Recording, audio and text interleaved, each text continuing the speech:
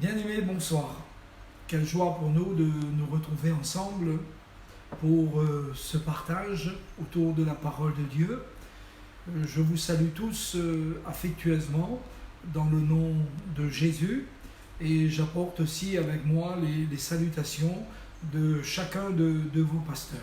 Voilà, sachez que nous prions pour vous et je suis persuadé que vous aussi vous priez pour nous et sans pouvoir nous rassembler, mais nous pouvons nous dire que nos cœurs et nos pensées sont tous unis en Jésus-Christ, les uns et les autres. Nous voulons aussi bénir le Seigneur pour cette occasion qu'il nous donne, et vous l'avez remarqué que maintenant, chaque soir, du lundi au vendredi, en ajoutant le dimanche matin pour notre culte à 9h en direct, nous avons un partage biblique avec l'Église, tout particulièrement de Saint-André, et aussi avec ceux et celles qui vont regarder maintenant la vidéo ou la regarder un peu plus tard. Nous tenons à vous saluer et sachez que nous prions pour vous, pour que Dieu vous bénisse. Alors, la lecture que nous allons faire ce soir pour ce partage évangélique se trouve dans l'Évangile selon Jean, dans le chapitre 2, et nous allons voir ensemble le premier miracle que fit Jésus. La Bible dit qu'il manifesta sa gloire et ses disciples crurent en lui. Chers amis, le but des miracles, ce n'est pas de nous émerveiller. Le but des miracles, comme Jean le dira à la fin de son évangile, c'est pour que nous croyions que Jésus est le Christ, qu'il est le Fils du Dieu vivant, et qu'en croyant en lui, nous ayons la vie éternelle. Alors voici ce que nous pouvons lire dans l'évangile de Jean, dans le chapitre 2, et à partir du verset 1er. 3 jours après, il y eut des noces à Cana en Galilée. La mère de Jésus était là, et Jésus fut aussi invité aux noces avec ses disciples. Le vin ayant manqué, la mère de Jésus lui dit « Ils n'ont plus de vin. » Jésus lui répondit « Femme, qu'y a-t-il entre moi et toi? Mon heure n'est pas encore venue. » Sa mère dit aux serviteurs « Faites ce qu'il vous dira. » Or, il y avait là 6 vases de pierre destinés aux purifications des Juifs et contenant chacun 2 ou 3 mesures. Jésus leur dit « Remplissez de ces vases » et ils les remplirent jusqu'au bord. « Puisez maintenant, leur dit-il, et portez-en à l'ordonnateur du repas. » Et ils en emportèrent. Quand l'ordonnateur du repas eut goûté l'eau changée en vin, ne sachant d'où venait ce vin, tandis que les serviteurs qui avaient puisé l'eau le savaient bien, il appela l'époux et lui dit « Tout homme sert d'abord le bon vin, puis le moins bon après qu'on a beaucoup bu. Toi, tu as gardé le bon vin jusqu'à présent. » Tel fut à Cana en Galilée le premier des miracles que fit Jésus. Il manifesta sa gloire et ses disciples crurent en lui. Amen. Le premier des miracles que fit Jésus. Si nous lisons honnêtement la parole de Dieu, chers amis, nous découvrons que après son ascension, les disciples sont allés prêcher l'évangile et la Bible dit que le Seigneur continuait à confirmer sa parole par des signes, par des prodiges et par des miracles. Le temps des miracles n'est pas passé. La Bible dit, et c'est le livre aux Hébreux qui le déclare, Jésus-Christ est toujours le même hier, aujourd'hui et éternellement. De telle sorte que ce soir encore, à l'heure où je vous parle, via ce direct que vous regardez ou que vous écoutez avec des amis, eh bien sachez-le, chers amis, La prédication de l'Évangile, c'est par ce moyen que Dieu agit, c'est par ce moyen que Dieu sauve, que Dieu guérit, que Dieu pardonne, que Dieu, dans le nom de Jésus, est en mesure encore de faire des miracles. C'est pourquoi la Bible dit, et c'est Jean qui le souligne ici, ce fut là le premier des miracles que fit Jésus. Parce que le Seigneur continue à faire des miracles pour ceux et pour celles qui croient en lui. D'ailleurs, Matthieu le dit dans la fin de son évangile, il dit « Voici les miracles qui accompagneront ceux qui auront cru en mon nom. » Voilà, ils imposeront les mains aux malades et les malades seront guéris. S'ils boivent quelques breuvages mortels, il ne leur sera fait aucun mal. Ils marcheront sur les serpents, sur les scorpions, sur toute la puissance de l'ennemi. Et c'est ainsi que Dieu confirme la véracité et l'authenticité de sa parole en accomplissant des miracles et des prodiges dans la vie et dans les cœurs de tous ceux et de toutes celles qui croient en lui. Alors revenons à notre texte de l'évangile de Jean au chapitre 2. La Bible dit que 3 jours après, il y eut des noces à Cana en Galilée. La mère de Jésus était là, c'est-à-dire Marie, et Jésus fut aussi invité aux noces. Jésus fut invité aux noces. Cette parole est aussi pour nous aujourd'hui. Savez-vous, chers amis, qu'aujourd'hui encore, nous pouvons inviter Jésus à venir dans notre vie. La Bible dit que si nous confessons notre foi dans le Fils de Dieu, si nous confessons notre foi dans le Christ, si nous confessons de nos lèvres que Jésus est le Seigneur, et si nous croyons dans notre cœur que Dieu l'a ressuscité des morts, eh bien, la Bible dit que nous serons sauvés. Et la bonne nouvelle de l'Évangile, c'est que aujourd'hui encore, chers amis, il est possible à chacun de nous d'inviter Jésus dans notre vie.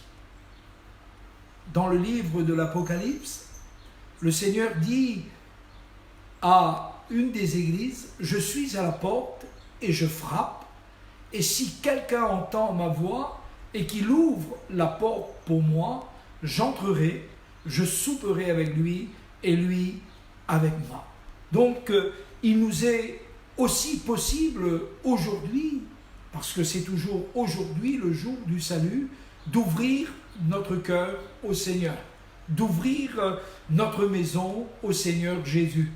Un jour, Jésus est allé loger chez un homme pécheur du nom de Zachée, et le Seigneur a déclaré en quittant cette maison que le salut est entré aujourd'hui dans cette maison.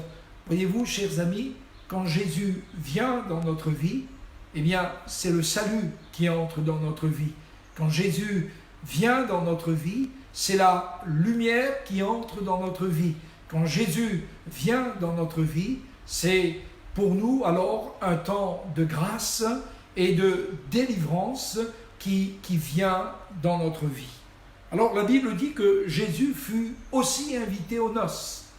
Et je pense que c'est là le glorieux message de l'Évangile, c'est que le Seigneur Jésus, qui n'habite pas dans des temples faits de main d'homme, vous le savez, la Bible dit que Dieu n'habite pas dans des temples faits de main d'homme, mais que le Seigneur vit dans le cœur de celui ou de celle qui le reçoit et qui l'accepte comme son Seigneur et comme son Sauveur personnel. Jésus était là, Jésus était invité aux noces avec ses disciples. Et voici ce qui est dit, le vin ayant manqué. Le vin ayant manqué. Oh, certainement qu'il y avait eu beaucoup de préparation pour cette noce.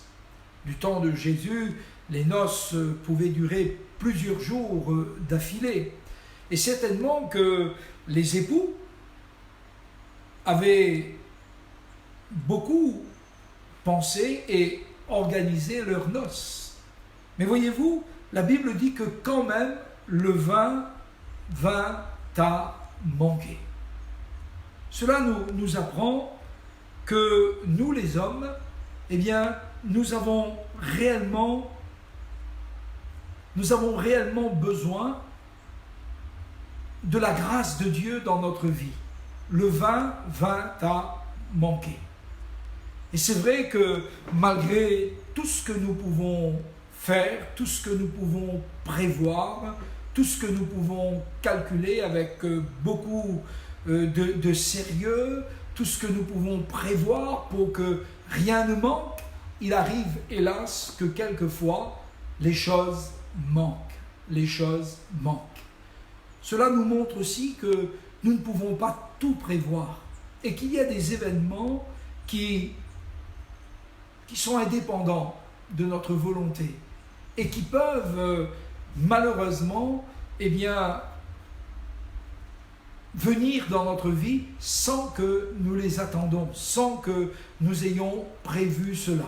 Je me souviens qu'un jour, j'avais discuté avec une maman dont le fils avait un avenir tout tracé et il réussissait dans ses études, il réussissait dans sa vie, il procurait beaucoup de joie à ses parents, mais un jour, voyez-vous, ce jeune homme, malgré toutes ses capacités intellectuelles, malgré toute l'affection de ses parents, il est quand même tombé dans la drogue.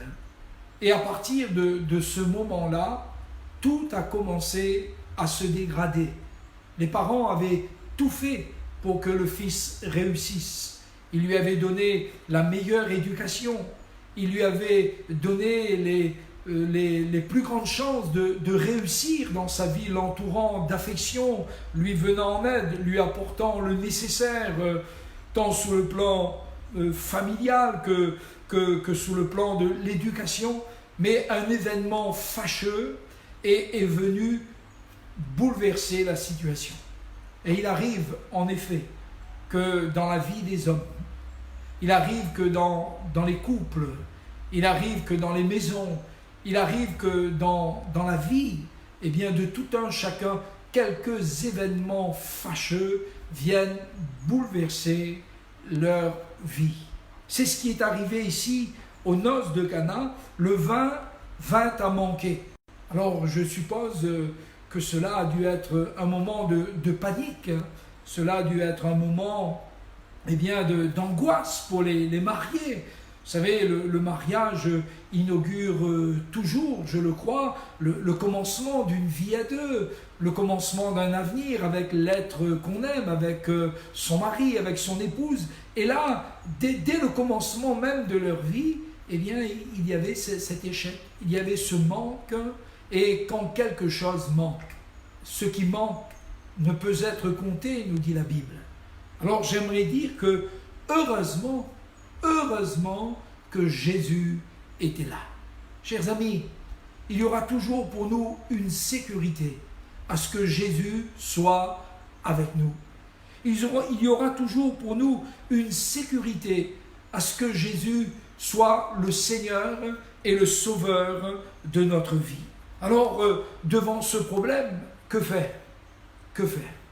Il n'y avait pas grand-chose à faire, si ce n'est de constater, si ce n'est de voir que les convives de ces noces allaient tout de suite remarquer le manque qu'il y avait, et on pourrait imaginer quel serait tout au moins l'embarras de ces époux. Ils n'ont plus de vin. Ça veut dire qu'ils ont mal calculé, ils ont mal prévu. Et puis les invités qui étaient là, comment allaient-ils réagir à cette mauvaise nouvelle? Et à ce manque, malheureusement, personne ne pouvait rien faire.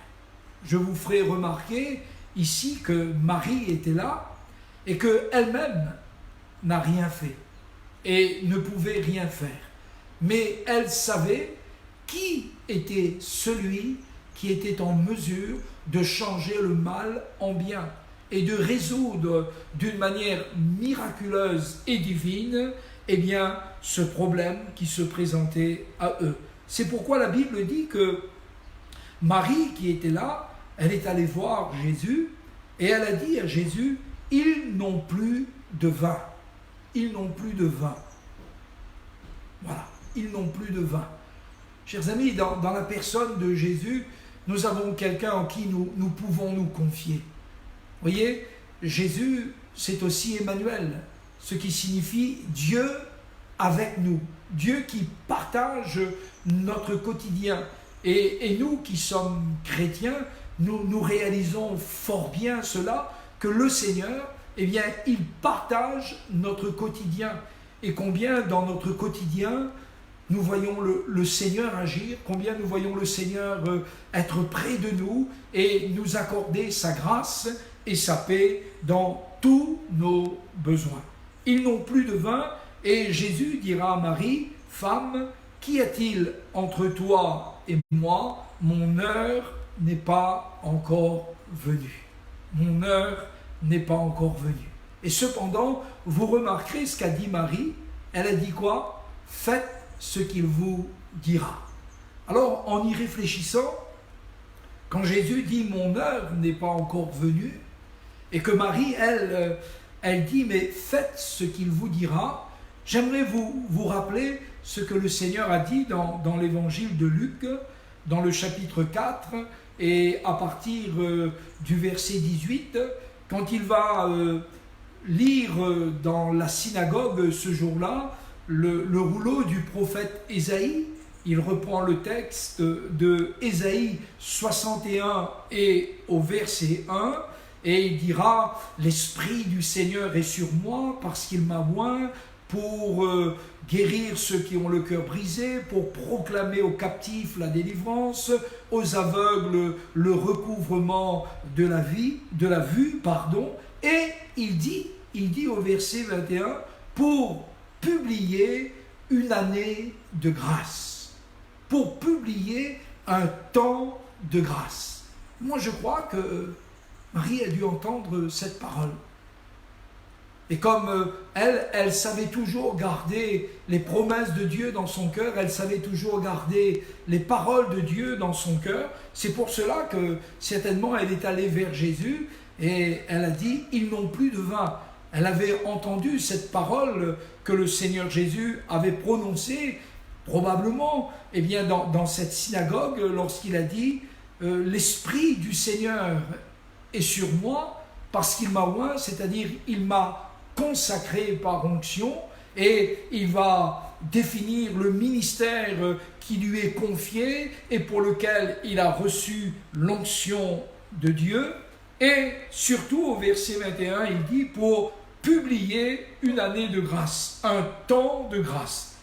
Et la Bible dit que le Seigneur, après avoir lu ce récit du prophète Ésaïe, au verset 21, voici ce qu'il dit, « Aujourd'hui, cette parole de l'Écriture que vous venez d'entendre est accomplie. » Aujourd'hui.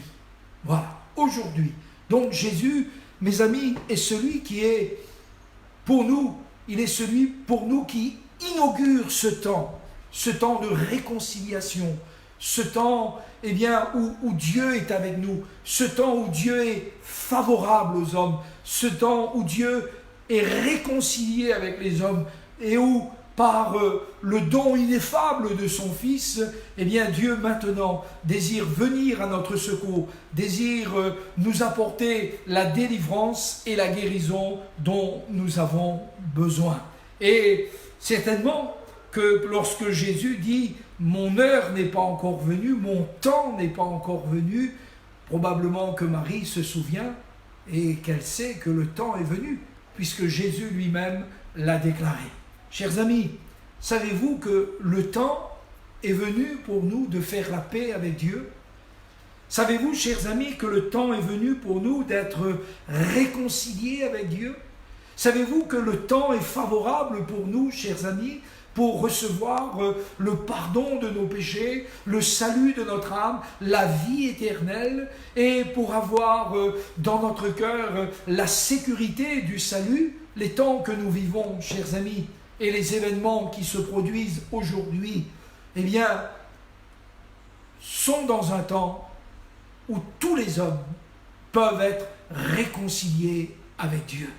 Et dans ce temps où la crainte est dans le cœur de beaucoup, pour ne pas dire de tous, à cause de ce fléau eh bien, qui frappe notre monde, eh bien, j'aimerais vous dire que c'est aussi un temps, et malgré ces difficultés apparentes, c'est aussi un temps, chers amis, où vous aussi, vous pouvez être réconciliés avec Dieu, où vous aussi, vous pouvez expérimenter la grâce de Dieu par le moyen de la foi en Jésus-Christ.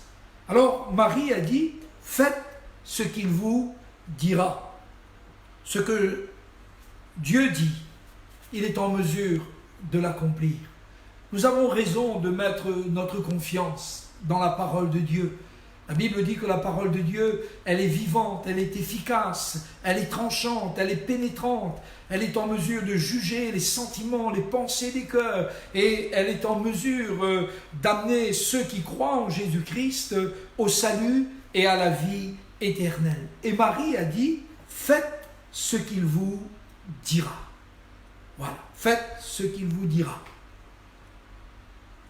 Une petite expérience que nous avons vécue dans le ministère et aussi un témoignage. Je me souviens tout particulièrement un jour d'une famille qui a été visitée par un pasteur, et quand le pasteur est entré dans la maison, il n'y avait plus rien que 2 ou 3 chaises qui restaient là, et le pasteur a été très étonné et il a demandé à cette famille, mais ce sont là les seuls meubles que vous avez? Et malheureusement, ils avaient été victimes d'un malhonnête qui leur avait fait croire que de mauvais esprits habitaient dans leurs meubles, de mauvais esprits habitaient dans tout ce qu'ils possédaient, et c'est à cause de cela qu'ils vivaient les catastrophes qui se produisaient dans leur maison. Et ces pauvres gens n'avaient plus rien que 1 ou 2 chaises sur lesquelles ils pouvaient s'asseoir. Alors, bien évidemment, le pasteur a apporté la bonne nouvelle de l'évangile et il leur a dit, mais ce que Jésus dit est une référence. Ce que Jésus dit, c'est la vérité. Par contre, ce que les hommes disent, n'est pas toujours vrai, n'est pas toujours pur et n'est pas toujours animé d'une bonne volonté. Chers amis, j'aimerais vous dire que vous pouvez vous confier dans la parole de Dieu. Quand le Seigneur dit, celui qui croira et qui sera baptisé sera sauvé, c'est vrai. Quand le Seigneur dit, ne t'ai-je pas dit que si tu crois, tu verras la gloire de Dieu, c'est vrai. Quand le Seigneur dit que vous recevrez la puissance d'en haut, parlant du baptême dans le Saint-Esprit, c'est vrai. Quand le Seigneur dit qu'il vient bientôt nous chercher et que notre rencontre avec lui se fera sur les nuées du ciel, chers amis, c'est vrai. Quand Jésus dit « Je m'en vais vous préparer une place, et lorsque je m'en serai allé et que je vous aurai préparé une place, je reviendrai, je vous prendrai avec moi, afin que là où je suis, vous y soyez aussi », c'est vrai. Quand Jésus a dit à ce brigand qui se repentait à la croix du Golgotha, « Aujourd'hui tu seras avec moi dans le paradis », c'est vrai. Ce que la Bible dit est vrai. Ce que Jésus dit est vrai. Ce que la parole prophétique annonce est vrai et digne de foi. C'est pourquoi Jésus est celui en qui nous pouvons mettre notre confiance. Faites ce qu'il vous dira. Faites ce qu'il vous dira. Et regardez ce qui s'est passé, chers amis.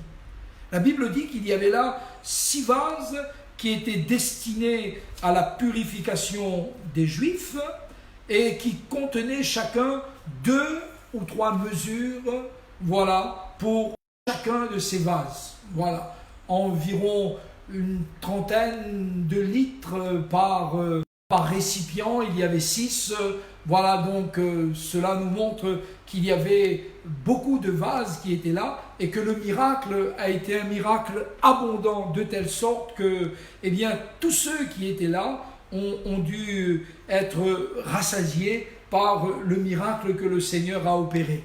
Et voici ce que le Seigneur va dire. Et c'est là où peut-être nous les hommes, nous avons besoin de réfléchir. Qu'est-ce qu'il a dit? Il a dit, remplissez d'eau ces vases. Voyez-vous, c'était quelque chose de simple. Et quand la Bible dit, crois au Seigneur Jésus et tu seras sauvé, toi et ta famille, ça peut paraître comme quelque chose de simple, chers amis, mais de vrai.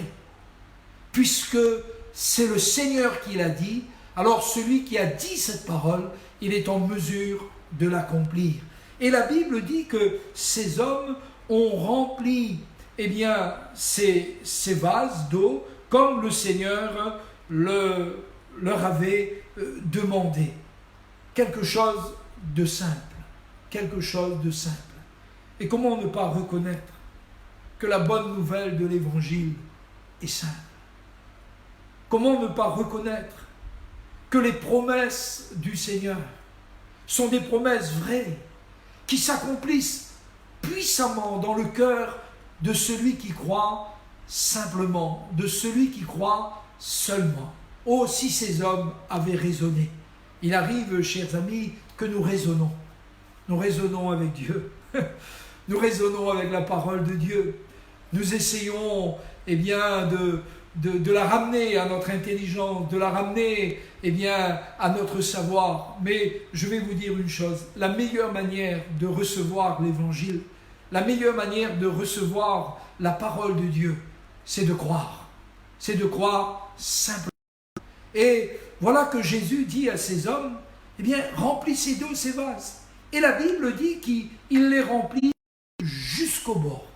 Voilà, ils les remplirent jusqu'au bord. Comment ne pas dire que la foi, c'est aussi quelquefois une simple obéissance. Comme Jésus le rappelait, eh bien, aux sœurs du mort, à Marthe, lorsqu'il lui a dit, mais ne t'ai-je pas dit que si tu crois, tu verras la gloire de Dieu?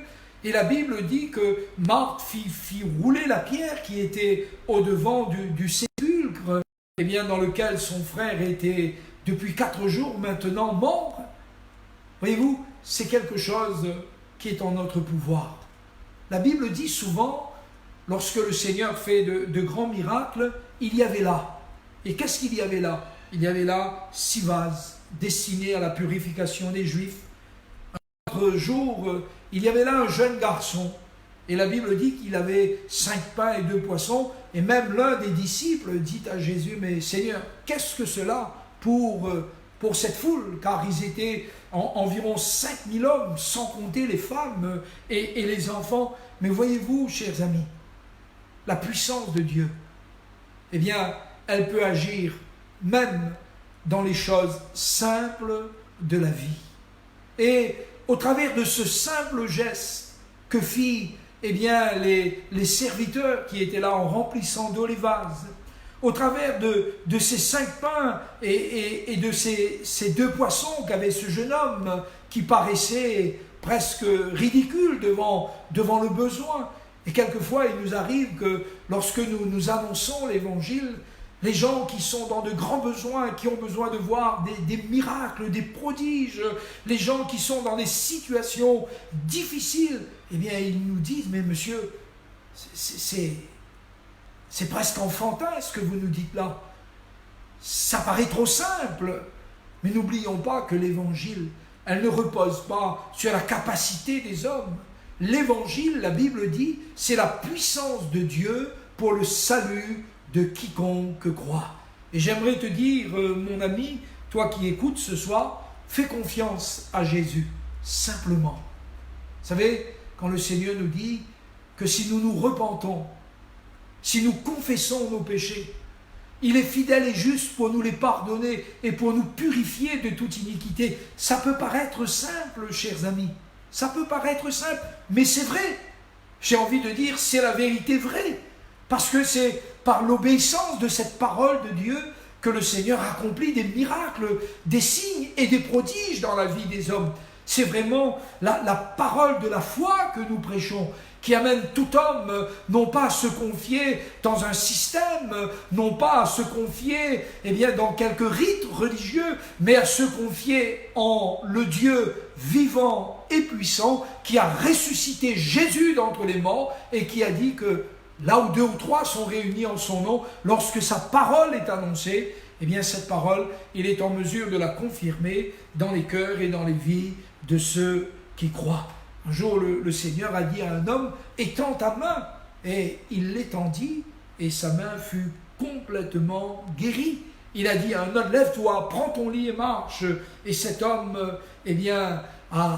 s'est levé et a pris son lit et a marché, parce que c'était Jésus qui l'avait dit. Quand le Seigneur dit, voici, ils imposeront les mains aux malades, et les malades seront guéris. Oh, ça peut paraître comme ça, pour ceux qui l'analysent, peut-être un peu folklorique, voire un peu religieux, mais je puis vous assurer, puisque le Seigneur l'a dit, c'est vrai. Ce que Jésus te dit est vrai, et tu peux l'expérimenter ce soir, toi aussi dans ta vie. Tu peux expérimenter cela dans ta vie ce soir, toi aussi, en ouvrant ton cœur et en croyant de tout. Un jour, des hommes ont travaillé toute la nuit à la pêche et ils n'ont rien pris. Et au matin, après avoir entendu l'enseignement de Jésus, le Seigneur leur ordonna d'avancer en pleine eau et de jeter leur filet pour pêcher. Et l'un d'eux a dit au Seigneur, c'était Pierre, il a dit, Seigneur, nous avons travaillé toute la nuit sans rien prendre, mais sur ta parole, nous jetterons le filet. Et la Bible dit, ayant jeté leur filet sur la parole de Dieu, ils ont pris une grande quantité de poissons.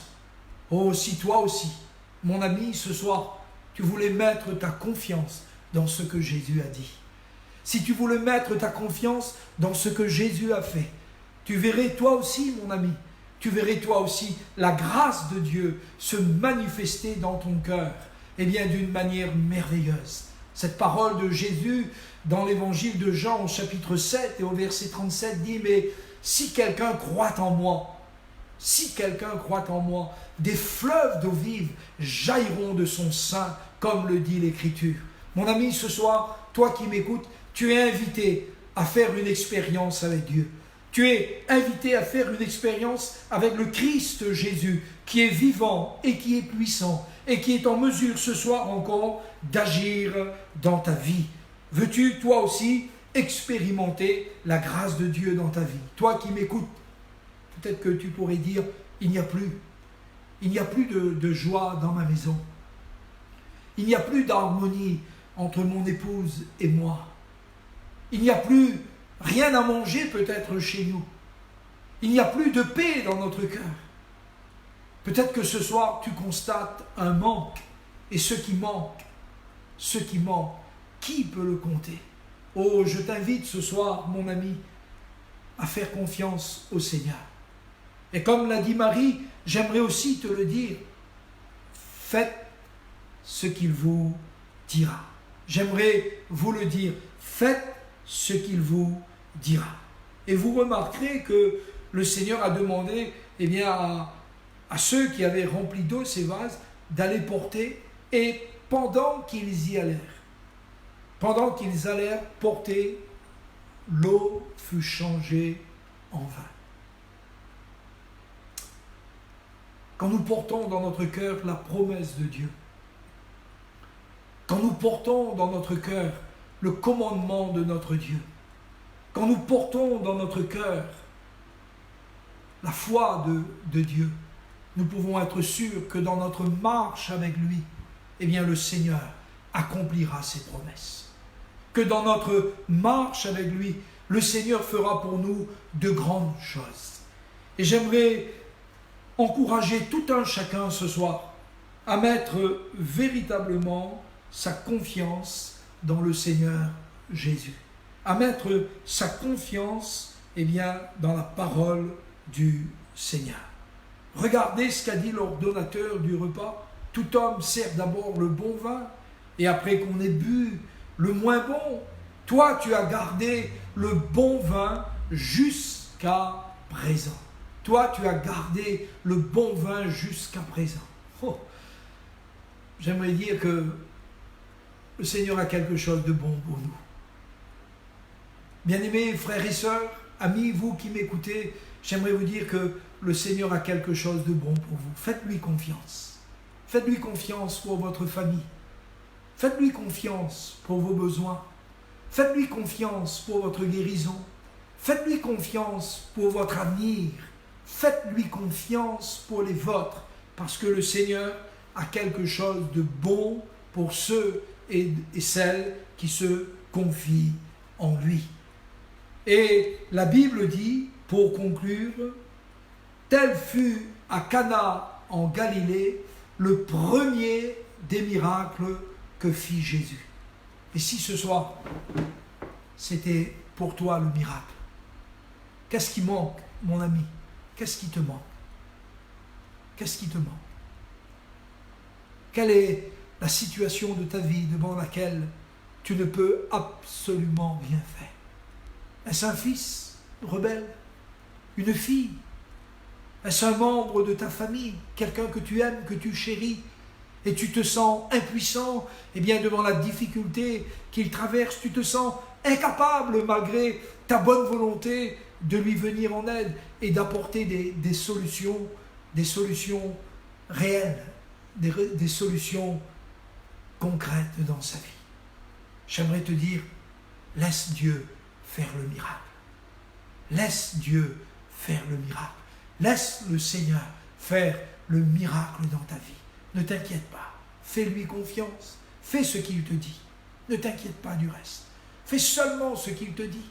Nous n'avons pas, nous, la capacité de changer les choses.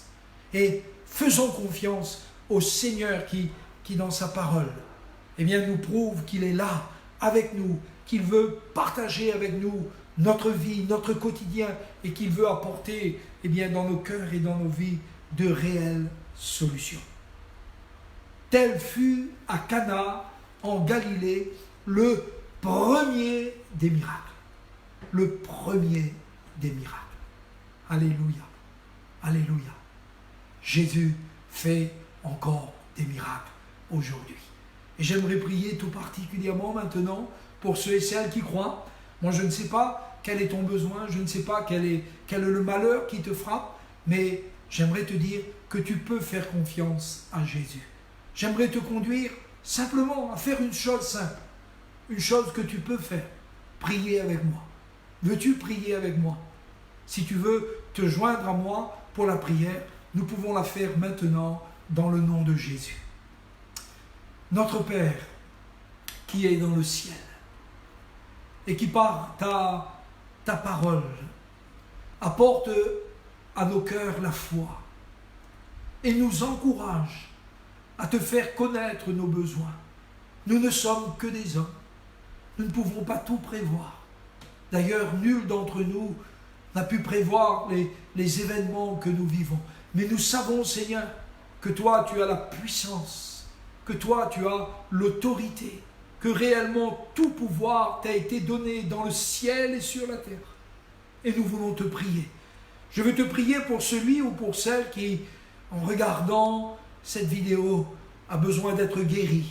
Et Père, je te le demande, au nom puissant de Jésus, pose ta main sur lui. Touche-le, Seigneur, et guéris-le de son mal. Je veux te prier pour tous ceux et toutes celles qui constatent peut-être tant de désastres dans leur vie. Tous ceux et toutes celles qui, à cette heure, sont sous la servitude, sous l'esclavage.